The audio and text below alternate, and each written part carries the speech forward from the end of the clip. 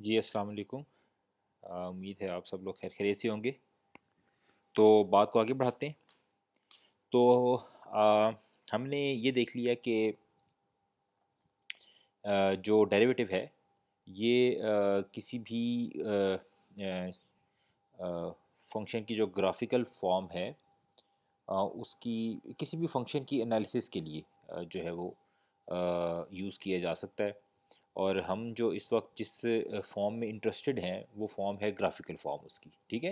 यानी कि जो ग्राफ की शक्ल में जो जो फंक्शन की जो जो ग्राफ की जो शक्ल है उसको की मैं अगर एनालिसिस करना चाहता हूँ कि ये शेप जो है वो किस किस्म की है, तो मैं इसके लिए जो है वो डेरिवेटिव का इस्तेमाल कर सकता हूँ। डेरिवेटिव जो है वो मुझे बताएगा कि ये जो फंक्शन है इसके ग्राफ की शक्ल की ये किस किस्म की शक्ल है, ठीक है।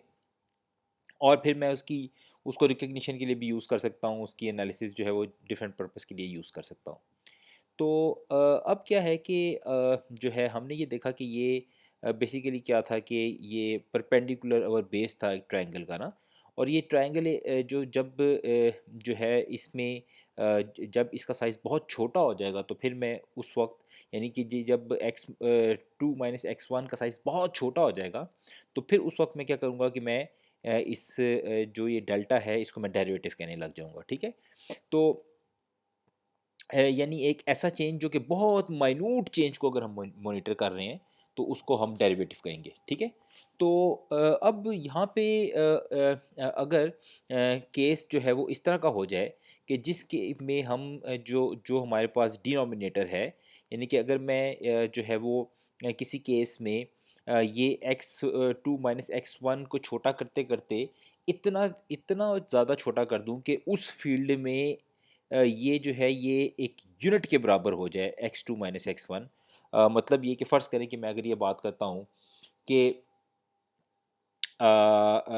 लेट्स से एक्स में जो वैल्यूज़ चल रही हैं ये लेट्स से फुट्स में चल रही हैं। और फ़र्ज़ करें कि फुट जो है वो सबसे छोटा यूनिट जो है वो किसी भी फील्ड में फुट सबसे छोटा यूनिट ही मेजरमेंट का अगर हो। और मैं ये कहता हूँ कि हमेशा जो है मैं जब x1 से आगे मूव करूँगा तो फुट बाय फुट मूव करूँगा। तो उस केस के अंदर जो होगा मेरे पास x2 - x1 जो होगा वो हमेशा 1 हो जाएगा, ठीक है।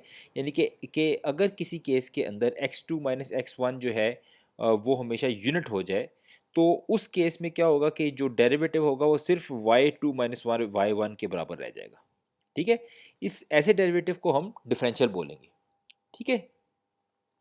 तो यानी कि क्योंकि डिनोमिनेटर तो हमेशा 1 हो जाएगा और डिवाइडेड बाय 1 जो है वो तो उसका तो डिवाइडेड बाय 1 तो जो भी चीज़ होती है उसका रिजल्ट सेम होता है ना।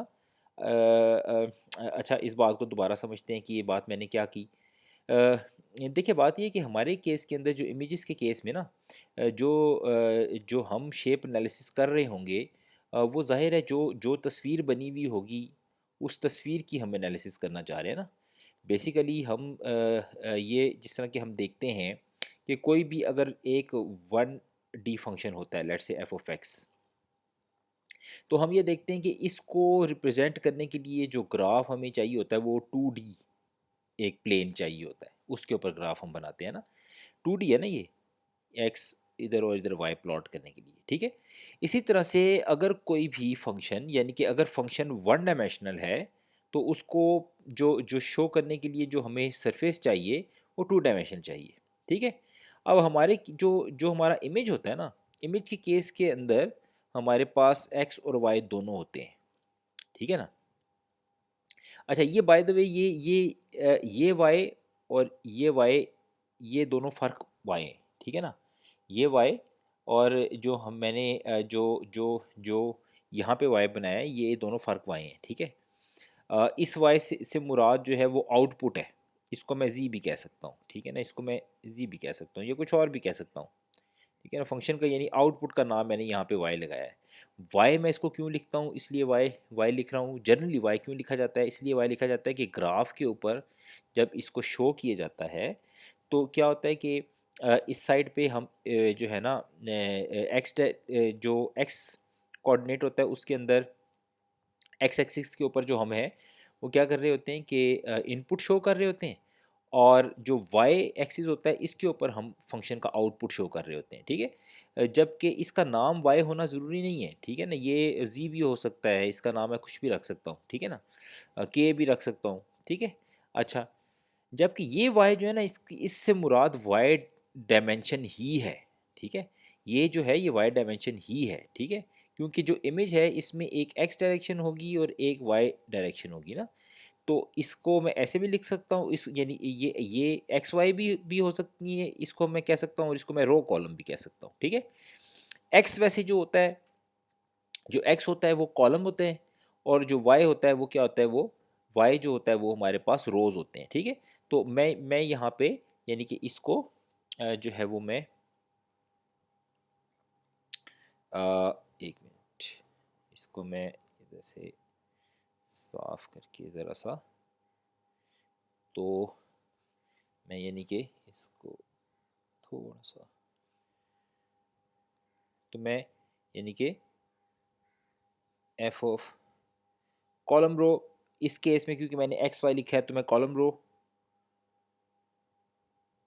लिख रहा हूँ, वैसे यानी कि रो कॉलम वाइज दो, मैं यानी जो बात बताना चाह रहा हूँ वो ये कहना चाह रहा हूँ कि जो मेरे पास जो जो इमेज होता है ये टू डायमेंशनल फंक्शन होता है, ठीक है? तो जब टू डायमेंशनल फंक्शन होगा तो इसको जो शो कराने के लिए जो मुझे प्लेन चाहिए होगा वो थ्री डायमेंशन चाहिए होगा। यानी कि अगर एक फंक्शन जो है वो मेरे पास जो है वो वन डायमेंशनल है, तो उसको शो कराने के लिए मुझे टू डायमेंशनल ग्राफ चाहिए होता है, ठीक है? इसी तरह से अगर टू डायमेंशनल फंक्शन होगा, जो कि मुझे मालूम है कि मेरी इमेज जो है वो टू डायमेंशनल है, क्योंकि उसका कोई भी वैल्यू मैंने देखने के लिए मुझे रो और कॉलम दोनों का पता होना चाहिए कि इस रो और इस कॉलम पे जाओ तो फिर क्या वैल्यू बनती है। तो अब तो उसको दिखाने के लिए मुझे जो जो प्लेन चाहिए होगा वो थ्री डायमेंशनल चाहिए होगा। तो मतलब ये कि इमेज जो है वो थ्री डायमेंशनल प्लेन है, ठीक है? अब तीसरी डायमेंशन जो है वो कहाँ पे होती है जी? ठीक है, तीसरी डायमेंशन, थ्री डायमेंशन का क्या मतलब हुआ? तीसरी डायमेंशन कहाँ पे है वो तो हम नहीं देख पा रहे, हम तो नॉर्मली यही देखते हैं कि जो एक आम इमेज है वो तो टू डायमेंशनल होता है। तो बात ये है कि वो टू डायमेंशनल किस आदमी के लिए होता है, जो कि इमेज प्रोसेसिंग का बंदा नहीं है, ठीक है? एक आम आदमी के लिए, ठीक है ना? तो जबकि टेक्निकली वो थ्री डायमेंशनल ही होता है। जो तीसरी डायमेंशन उसकी होती है वो क्या होती है? वो बाहर की तरफ आई होती है रोशनी की शक्ल में, ठीक है? जो एक पिक्सल की जो वैल्यू होती है वो क्या होती है? वो बेसिकली यही होती है ना कि कितनी रोशनी जो है इससे बाहर निकल रही होगी, 0 से लेके 255 तक क्या होता है? ये लाइट लेवल ही होता है ना?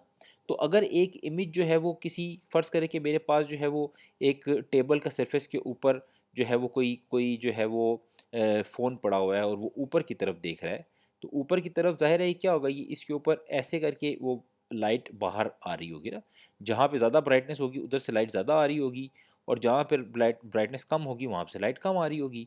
तो तीसरा डायमेंशन जो होता है वो क्या होता है? वो इसका बाहर की तरफ निकला हुआ होता है, स्क्रीन से बाहर की तरफ निकला होता है, और हम अपनी इंटेलिजेंस से उसको जज कर रहे होते हैं।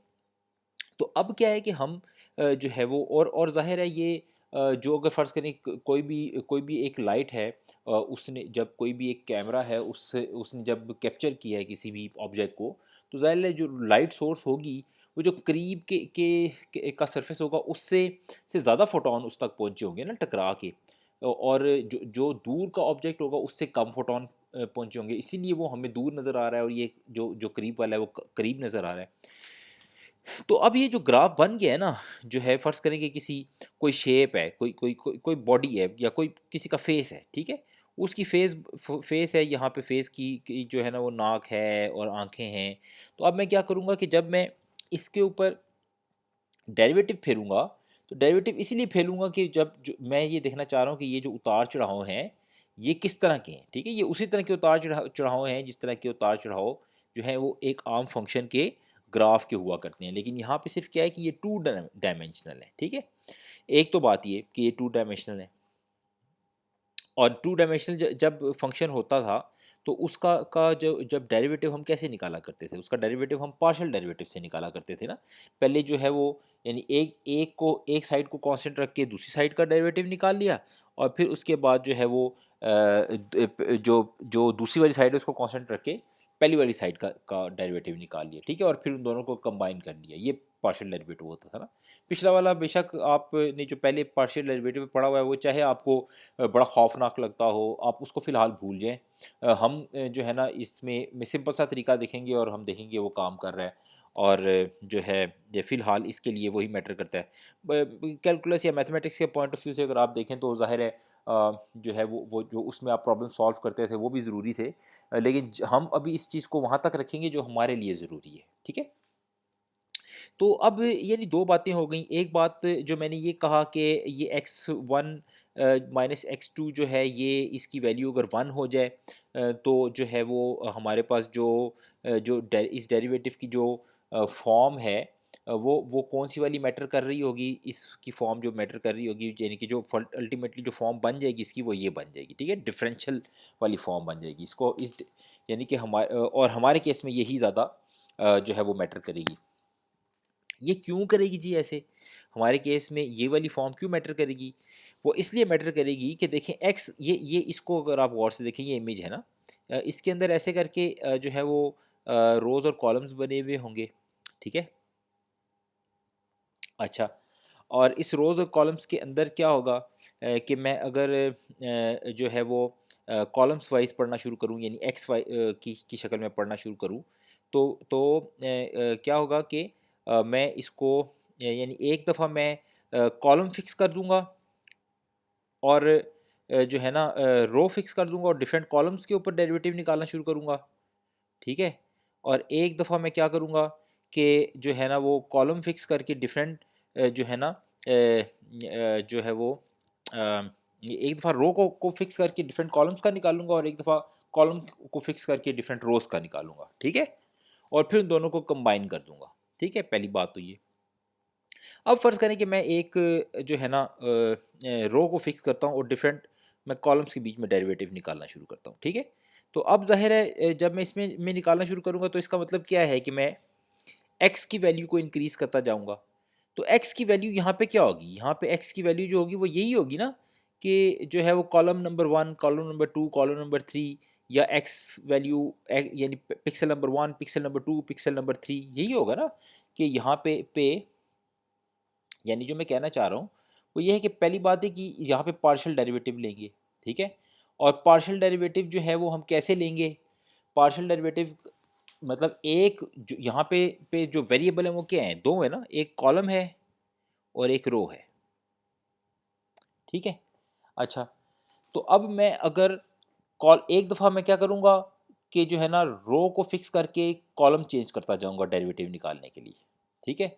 और दूसरी दफ़ा मैं कॉलम को फिक्स करके रो चेंज करता जाऊँगा, ठीक है?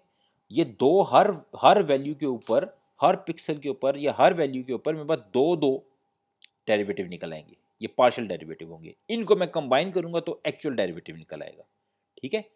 अब अगर मैं पहली दफ़ा ये करता हूँ कि मैं कहता हूँ रो को मैंने फिक्स कर दिया है, ये रो को मैंने फिक्स कर दिया है, row number 1, row number 2, row number 3, 4, ठीक है?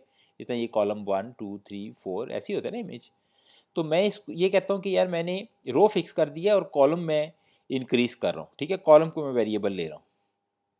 तो मैं ऐसे ही इसका मतलब है पढ़ना शुरू करूँगा ना कि column number 1, column number 2, column number 3, column number 4, column number 5, ठीक है? और कॉलम नंबर अगर मैं इसको कॉलम नंबर भी कह सकता हूँ, मैं ये भी कह सकता हूँ ना पहला पिक्सल, दूसरा पिक्सल, तीसरा पिक्सल, चौथा पिक्सल, और उसको मैं ऐसे भी कह सकता हूँ कि x1, x2, x3, x4, x5। तो हमेशा जो एक वैल्यू से मैं अगली वैल्यू पे जब जाऊँगा, इन दोनों के दरमियान में जो पिक्सल का डिफरेंस होगा वो कितना होगा? 1 पिक्सल। ऐसे ही है ना?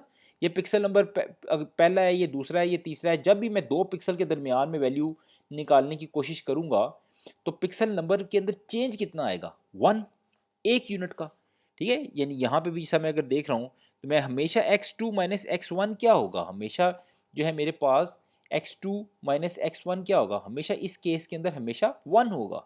क्यों? क्योंकि मैं बेशक ये 100 नंबर पिक्सल और 101 नंबर पिक्सल के दरमियान में अगर डिफरेंस निकाल रहा हूँ, तो 101 माइनस 100 क्या बनेगा? 1। तो इसका मतलब ये है कि हमारे केस के अंदर हमेशा जो इनपुट का चेंज है वो हमेशा 1 होगा। तो डेरिवेटिव निकालने के लिए जो होगा हमेशा जो मेरे पास जो फॉर्म जो मैटर कर रही होगी वो कर रही होगी डिफरेंशियल वाली, ठीक है? यानी कि मैं अगर मैं इसको सिंपल वर्ड्स में बात करूँ तो मैं हमेशा इधर डेरिवेटिव कैसे निकालूंगा कि मैं अगली वैल्यू में से पिछली वैल्यू माइनस करता जाऊंगा। ठीक है, अगर मैं यहाँ पे इसको को मैं नाम दे दूँ कि मैं इसको ये कहूँ कि इसको पहले इसको साफ़ कर देते हैं, और लेट्स से मैं पिक्सल नंबर इनको मैं असाइन कर रहा हूँ कि ये फ़लाँ पिक्सल नंबर है, तो मैं इसको क्या कहूँगा, ये पिक्सल नंबर 1 है, ये पिक्सल नंबर 2 है। ठीक है, और जो है वो ये पिक्सल नंबर 3 है, पिक्सल नंबर 4 है। ठीक है, ये पिक्सल नंबर 5 है। तो हमेशा मैं जब अगर मैं इसका डेरिवेटिव निकालना चाहता हूँ तो मैं क्या करूँगा कि P2 माइनस P1 एक डेरिवेटिव निकल आएगा। ठीक है, जो पहली वैल्यू के अंदर जो मैंने लिखना है। ठीक है, फिर इसी मतलब ये कि अगर मैं इसी का जो है वो अब मैं इसी का अगर मैं एक और इमेज बनाता हूँ और उस इमेज के अंदर फ़र्ज़ करो कि मैं जो है वो हर पिक्सल के ऊपर उसका डेरिवेटिव लिखना चाह रहा हूँ, तो मैं कैसे करूँगा? हर पिक्सल के ऊपर मैं उसका जो है तो मैं कैसे करूँगा, जो पहला पिक्सल होगा इसके ऊपर अगर डेरिवेटिव में लिखना चाहता हूँ तो यहाँ पे ये बेसिकली P2 माइनस P1 की वैल्यू अगर होगी तो मेरे पास ये पहले पिक्सल की का डेरिवेटिव आ जाएगा। ठीक है, इसी तरह से दूसरे का अगर डेरिवेटिव मैं फाइंड करना चाहता हूँ तो यहाँ पे क्या होगा, P3 माइनस P2 इसका डेरिवेटिव आ जाएगा। ठीक है, फिर इसी तरह से P4 माइनस P3, तो ऐसे आप चलते जाएंगे। ठीक हो गया, तो P5 माइनस P4, तो क्या होगा कि हर पिक्सल जो होगा उसके ऊपर इस तरीके से मेरे पास जो है वो उसका डेरिवेटिव आता चला जाएगा। ठीक है ना, तो डेरिवेटिव किस तरह आ रहा है यहाँ पे मेरे पास डेरिवेटिव जो आ रहा है वो आ रहा है जो है वो सिर्फ माइनस वैल्यूज लेने से। ठीक है, और दूसरा जो मेरे पास जो डेरिवेटिव जो मैं अब ये मेरे पास क्या होगा, ये एक डायरेक्शन के अंदर मेरे पास डेरिवेटिव है। ठीक है ना जी, ये एक डायरेक्शन के अंदर डेरिवेटिव है। ठीक है, और दूसरा डेरिवेटिव जो होगा वो मैं कैसे लूँगा, इसी पिक्सल के ऊपर सेम पिक्सल के ऊपर जो दूसरा डेरिवेटिव होगा, लेट से मेरे पास जो है वो ये जो ऊपर पिक्सल हैं, लेट से यहाँ पे मैं इसको कहता हूँ ये 5 हो गया, लेट से मैं इसको कुछ और नाम देता हूँ 5 के बाद चलिए 6, पिक्सल नंबर 6 है, चलिए फर्ज करें। ठीक है, तो अब क्या होगा कि मेरे पास जो पिक्सल जो है इस जगह पे होगा वो क्या होगा, वो होगा P6 माइनस P1। ठीक है, अब ये दूसरी डायरेक्शन हो रही है। ठीक है, अब इस केस के अंदर मैं क्या कर रहा हूँ, मैं उसी पिक्सल के ऊपर इसी पिक्सल के ऊपर दूसरी डायरेक्शन में वाई ले रहा हूँ। ठीक है, यानी कि अब यहाँ पे मैं क्या करूँगा कि मैं कॉलम को फिक्स कर दूंगा, और फिर कॉलम को फिक्स करने के बाद मैं रोज़ जो है ना वो चेंज करता चला जाऊँगा। ठीक है ना, मैं रोज़ चेंज करता चला जाऊँगा। ठीक है, तो अब मैं यानी हर एक पिक्सल के ऊपर मेरे पास